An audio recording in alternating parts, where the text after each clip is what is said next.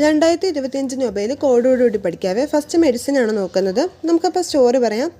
നമ്മൾ മെഡിസിൻ അല്ലേ, അപ്പോൾ മരുന്നുമായിട്ടുള്ള ഒരു കഥയായിട്ടാണ് റിലേറ്റ് ചെയ്യുന്നത്. അപ്പോൾ നമ്മൾ മരുന്ന് വാങ്ങാൻ പോകുവാണ്. ആർക്കാണ്?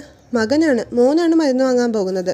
അപ്പോൾ നമുക്ക് പോകാൻ പറ്റില്ല, മോന് വയ്യാണ്ട് കിടക്കുമല്ലേ. അപ്പോൾ നമ്മൾ ഫ്രണ്ടിനെയാണ് മരുന്ന് വാങ്ങാനായിട്ട് അയക്കുന്നത്. ഈ മോന് എന്താണ് അസുഖം? മോന് ഇമ്മ്യൂണിറ്റി തീരെയില്ല, അതാണ് മോന് അസുഖം. അപ്പോൾ നമുക്ക് പഠിക്കാം. മരുന്ന് വാങ്ങാൻ വേണ്ടി പോകുന്നല്ലേ. അപ്പോൾ മേരി ഇ ബ്രൺകോവ് കണക്ട് ചെയ്യാം. മേരി ഇ ബ്രൺകോവ് ഫ്രണ്ടിനെയാണല്ലേ അയക്കുന്നത്. അപ്പോൾ ഫ്രെഡ്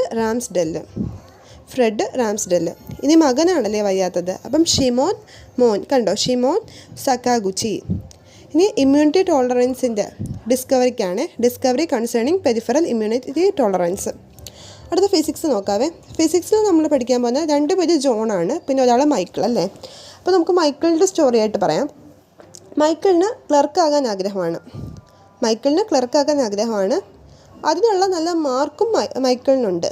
ഇനി മൈക്കിളിന് എന്താണ് വേണ്ടത്? ഫിസിക്കലി ഫിറ്റ് ആകണം.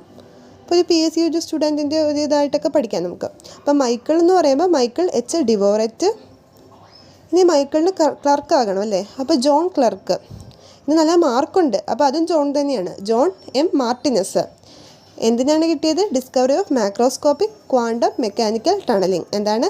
Discovery of macroscopic quantum mechanical tunnelling. അപ്പം ഈ മൈക്കിൾ മെക്കാനിക്കാണ് പഠിച്ചതെന്നും കൂടി ഓർത്തു വെക്കുക.